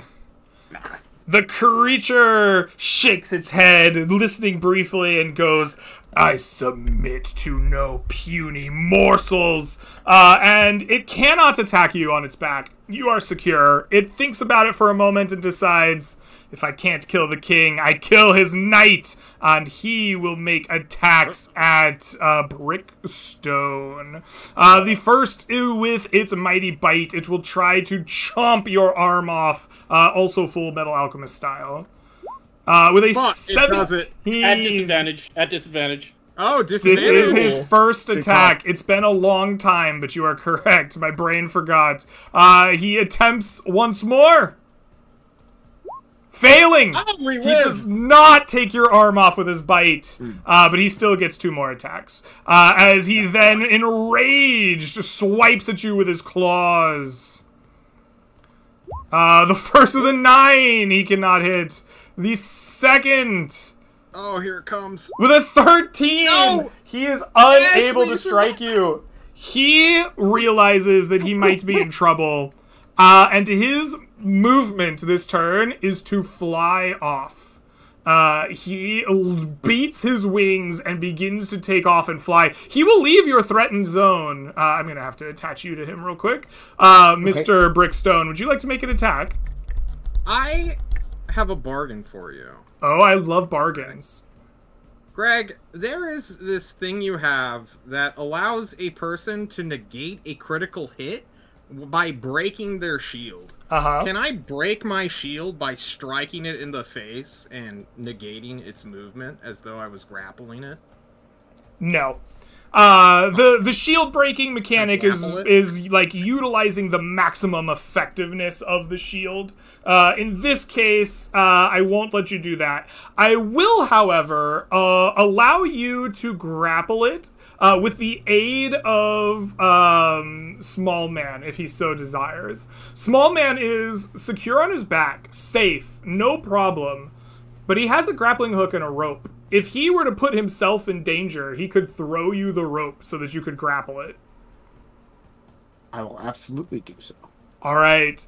You are no longer wings, Your Highness. completely safe, but the rope is tossed to you. You stand on its back, you get an angle, you throw the rope, Brick, the rope lands in your hands. I want you to make an opposed strength athletics check against this creature. Your DC is going to be a 22. Oh, God. Alright, I need a natural 20, boys. Pray. We're out of luck. I hit it. Is it calculating? I'm not seeing it. Oh, there it is. Go! No. A 7! You pull as best you can, but you do not grapple this creature. In fact, as it's flying, I want, it pulls away. As you yank on this grappling hook, Small Man, I want you to make me either an animal handling check with dexterity, or an acrobatics dexterity check. Let's see here. Well, my animal handling, I'm proficient in it, so that gives me 2, and then I have a +5 to dexterity, so that's a d20 plus 7. Ooh. I'll do animal handling dexterity. Okay. It's a 15. 15! That is enough. You stay attached. The pull of the grappling hook almost dislodged you, but you hug back down tight as this thing banks away up and over the battlefield, away from the party. We are going to roll this up just ever so slightly and zoom out, so we can get our whole party in view here for the stream. And that brings us around. The creature seems at least to be creating space and fleeing. Gerben, what do you do? Within distance of long range, seeing it fly off with the companion, riding it. Don't let it get away! Just like trying to lob a shot more often, because just like it's an awkward angle. Mm-hmm. Normally. Ugh. Oh, your sling bullet misses. It misses by 4 AC, so you're safe right now, Mr. Small Man. I will move here, taking cover. All right, you take cover behind the stone. Rhymestone, you see your newest companion getting kind of carted off. What will you do? Don't think it is wise for me to go chase this thing. You'll do. Yeah, I think I'm just I'm looking for like some alcove to duck into to try to just be out of the way, so that I can't from overhead. All right, go ahead and make me a stealth dexterity check here as you duck underneath the stone. All right, excellent. You duck underneath the stone, trying to not give yourself an easy target for his deadly tail spikes. Small Man, you are on the back of this creature as it is banking up, flying hard and fast away from your party. It has declared you a morsel that it will not submit to. What do you do? That's fine. I'm still holding my frying pan. I'm going to make sure that he regrets trying to fly away from us.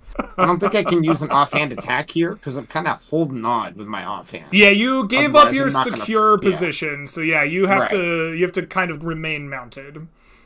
He, however, is still fairy fired. It's not like I don't know where he is, so I'm swinging an advantage.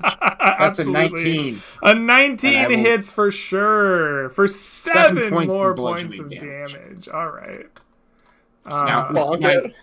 Now, is my grappling hook and rope gone? Has it dislodged itself, and is it hanging out with John, or is it still sticking inside of him? My name's Brick. The grappling hook. My apologies. The grappling hook is still there. The rope got pulled from Brickstone's mighty grip.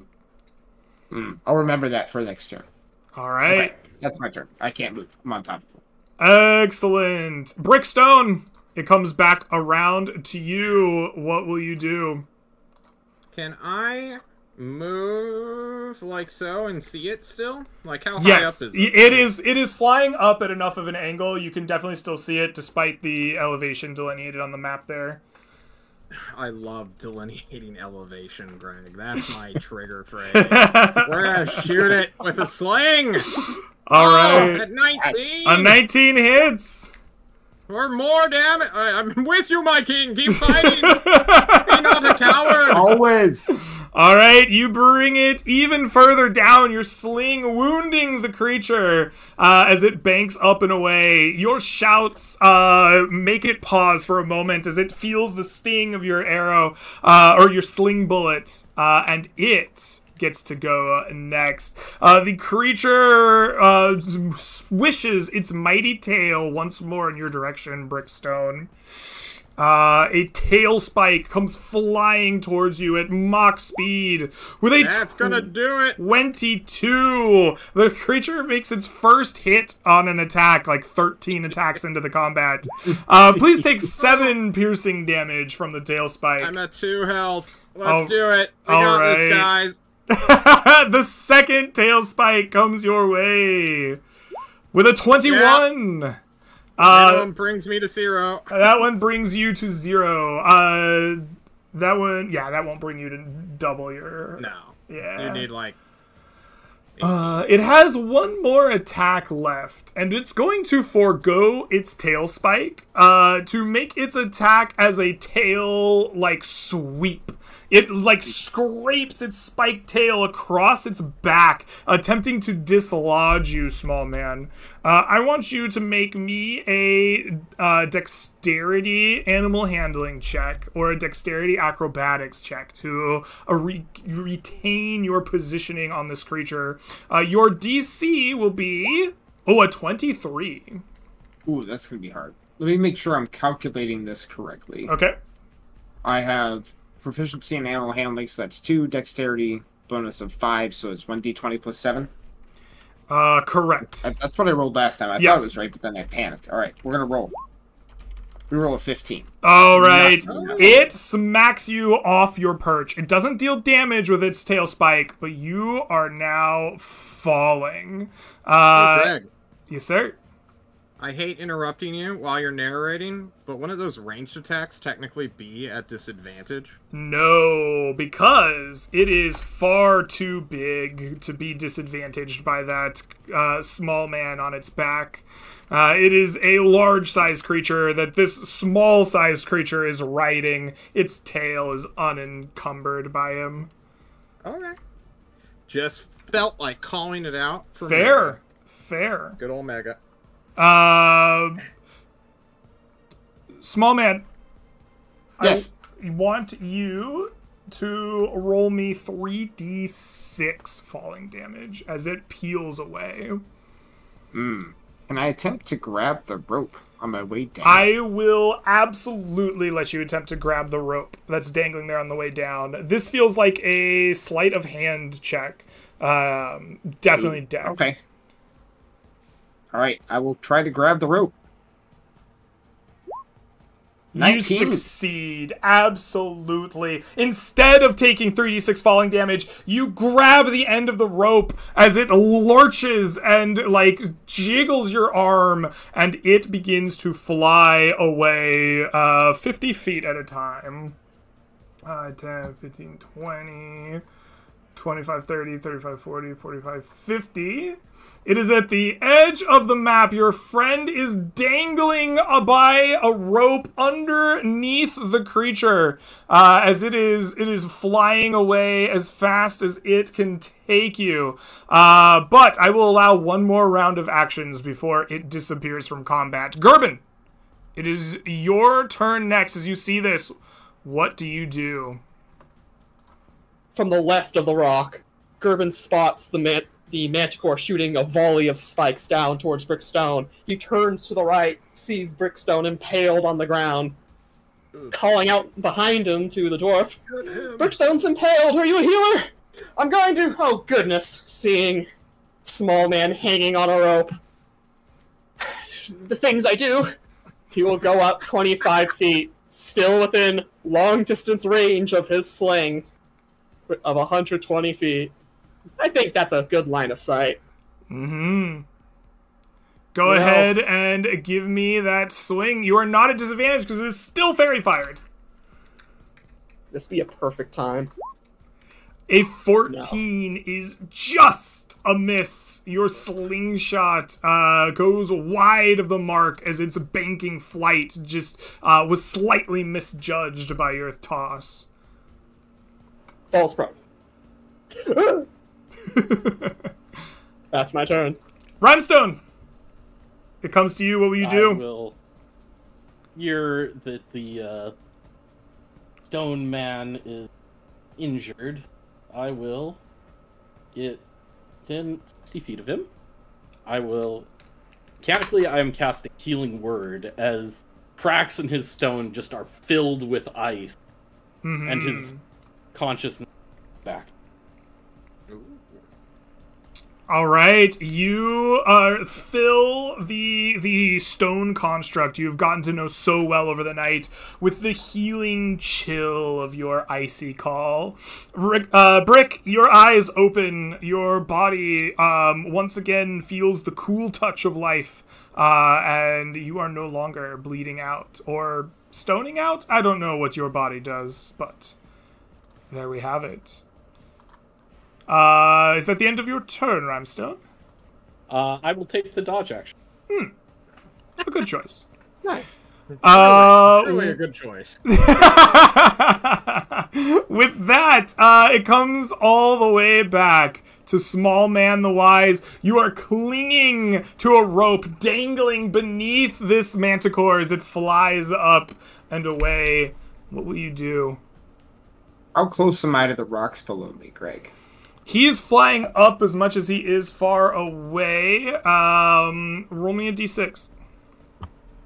Sure.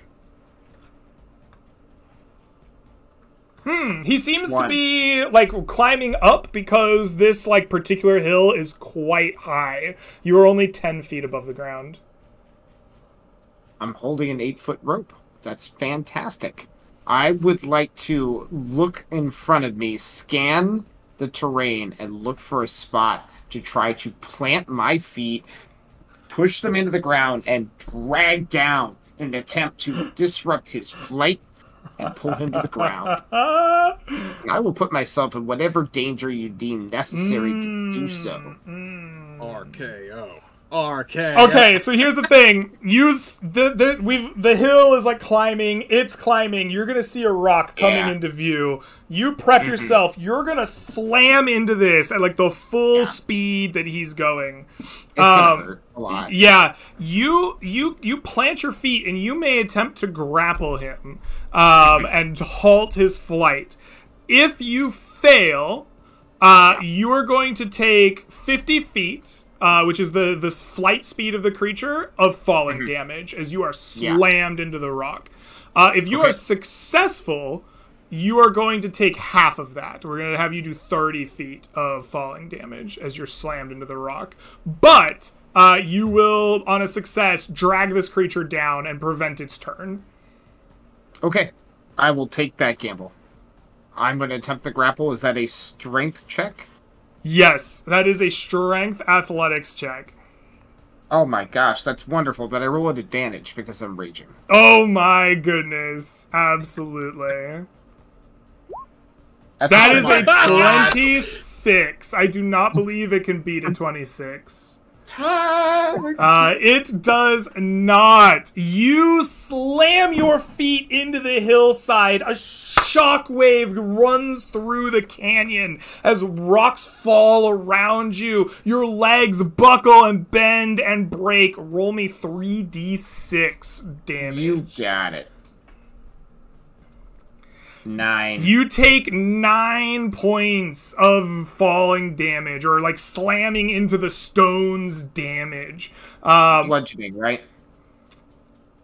Bludgeoning? Yes, it would be bludgeoning. So I can have it. I don't Or do you really wanna like take- the idea of you resisting it, but you are a barbarian. 9 for points which of damage it is. No, I'm down to 1. You are a barbarian. You Okay. are meant for this. You resist it. You succeeded on a critical. You definitely resist it. Your feet slam. You think the very stones themselves are going to break. You think your legs are going to break, but you hold strong and you yank this grappling hook, which was also lodged in its back with a critical, and it falls down beneath you, crumbling to a halt at the foot of this hill. The creature is going to fall down here. It is going to go prone, and it is going to take some falling damage itself as you have yanked it out of the air. Small man, please roll me 5d6 falling damage. This thing 14. takes 14 points of damage as it is crushed underneath the mountain of rocks Small Man has created underneath him. It still lives and breathes, but it is stunned. Brickstone, it comes to you. What do you Ice do? in my rocky veins, I stand up using half my speed. Getting right here on the delineated incline to look at my king, calling out, "He is the chosen one!" as I unceremoniously shoot my final sling bullet. And by final, I mean, like, I have 34 more. But I shoot it! All right.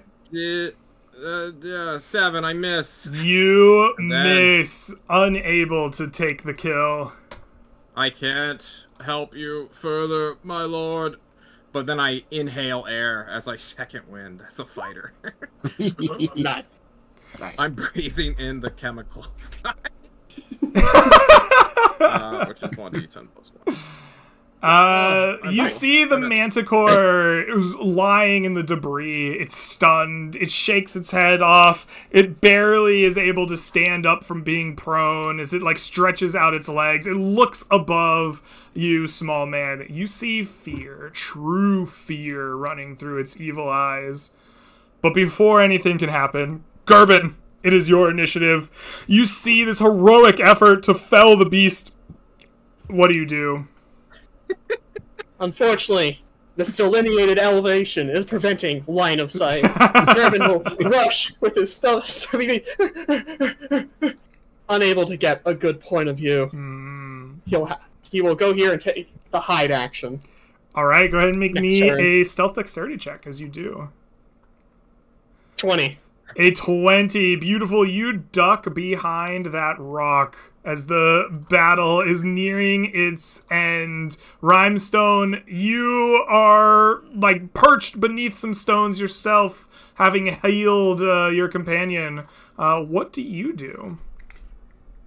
I mean, not much really. I'm just gonna run up to this cliff over here and take the dodge action again. All right. You take the dodge action one more time. Small man, you have slammed into the cliff, causing this circus to near its conclusion. You stare down at this creature, fear full in its eyes. What do you do? Greg, I smell his fear.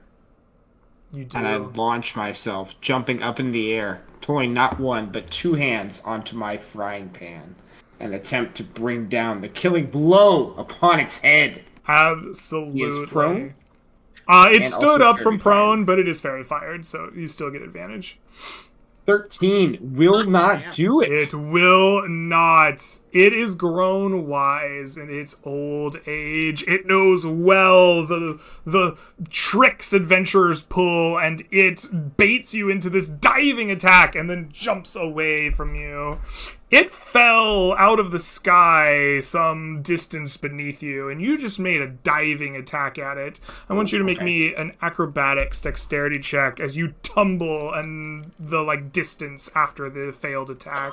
Oh my god. No problem. You too know well the ways of adventurers. You duck, dive, and dodge, rolling behind it in a perfect back attack position after your plunging attack. I will reposition myself with about 10 feet of my movement to here and say, this is your only chance. Defeat me now, or you're going to die. That's my turn. Ooh, excellent. Brickstone, you hear those words from your liege lord echo through the canyon. What do you do?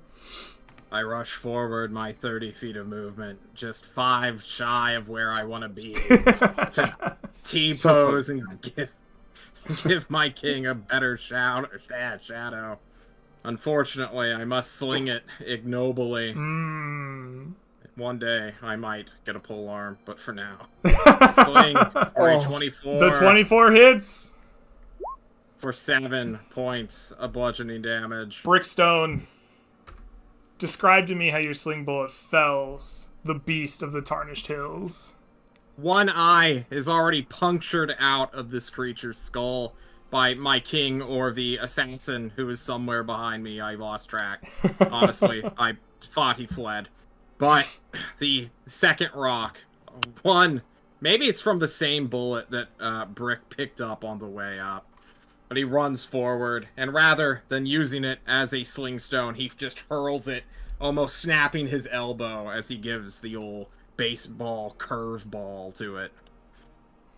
You give it the best sling you've ever seen. The aftermath of your shot is amazing. The creature slumps in one motion, falling to the side, almost in deference to your liege lord standing in front of it.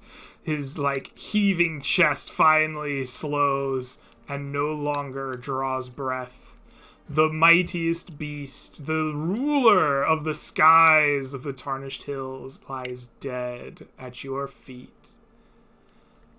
With that, we are going to go to our first break, and we will see the aftermath of said defeat in the other side.